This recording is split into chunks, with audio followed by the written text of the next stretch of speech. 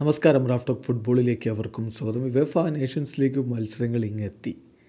പോർച്ചുഗലിന് ആദ്യ മത്സരം ക്രൊയേഷ്യക്കെതിരെയാണ്. ക്രൊയേഷ്യ അവരുടെ സ്ക്വാഡൊക്കെ പ്രഖ്യാപിച്ചു കഴിഞ്ഞു. പോർച്ചുഗലിനെ നേരിടാനുള്ള സ്ക്വാഡിൽ വെറ്ററൻ താരം ലൂക്ക മോഡ്രിച്ചിന് ഇടമുണ്ട്. അതേസമയം പോർച്ചുഗലിൻ്റെ സ്ക്വാഡ് എന്ന് പ്രഖ്യാപിക്കും? വെറ്ററൻ താരം ക്രിസ്ത്യാനോ റൊണാൾഡോ സ്ക്വാഡിൽ ഉണ്ടാകുമോ എന്നുള്ളത് ആരാധകർ ഉറ്റുനോക്കുകയാണ്. ഇപ്പോൾ അതുമായി ബന്ധപ്പെട്ട ചില അപ്ഡേറ്റുകൾ നമ്മളൊന്ന് പരിശോധിക്കുകയാണ്. പോർച്ചുഗീസ് ഫുട്ബോൾ അസോസിയേഷൻ ഇപ്പോൾ ഇതുമായി ബന്ധപ്പെട്ടുകൊണ്ട് എന്ന് ടീം അനൗൺസ് ചെയ്യും എന്നുള്ളത് വ്യക്തമാക്കിയിട്ടുണ്ട്. ദേശീയ ടീമിൻ്റെ കോച്ച് റോബർട്ടോ മാർട്ടീനസ് ഓഗസ്റ്റ് 30 വെള്ളിയാഴ്ച 10:30 AM ടീം പ്രഖ്യാപിക്കും എന്നാണ് അവരറിയിച്ചിട്ടുള്ളത്. 10:30 AM എന്ന് പറയുന്നത് പോർച്ചുഗീസ് ടൈമാണ്. നമുക്ക് ഇന്ത്യൻ സമയം പറയുമ്പോൾ ഉച്ചതിരിഞ്ഞ് 3 മണി.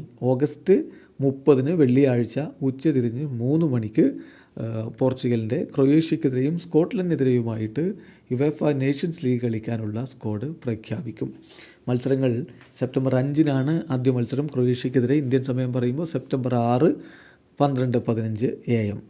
രണ്ടാമത്തെ മത്സരം സെപ്റ്റംബർ 8 ഇന്ത്യൻ സമയം പറയുമ്പോൾ സെപ്റ്റംബർ 9 12:15 AM സ്കോട്ട്ലൻഡുമായിട്ട് മത്സരമുണ്ട്. ഇതാണ് ഈ വരുന്ന മാസത്തെ ഇൻ്റർനാഷണൽ ബ്രേക്കിൽ പോർച്ചുഗലിൻ്റെ മത്സരങ്ങൾ. അപ്പോൾ അതിനുള്ള സ്ക്വാഡാണ് നമ്മൾ 30 കോച്ച് റോബർട്ടോ മാർട്ടിനസ് പ്രഖ്യാപിക്കുമെന്ന് പറഞ്ഞത്. പോർച്ചുഗലിന് അത്ര മികച്ച ഒന്നായിരുന്നില്ലല്ലോ യുവേഫ യൂറോ കപ്പിലെ ഒരു റിസൾട്ട് എന്ന് പറയുന്നത്. ക്രിസ്ത്യാനോ റൊണാൾഡോ ഗോളടിക്കാൻ ഫെയിലായ ഒരു ടൂർണമെൻറ്റാണ് കടന്നുപോയത്. അദ്ദേഹത്തിന് ഇനി ദേശീയ ടീമിൽ സ്ഥാനമുണ്ടോ എന്നുള്ള ചോദ്യമുണ്ട്. 39 വയസ്സായി കഴിഞ്ഞു താരത്തിന്.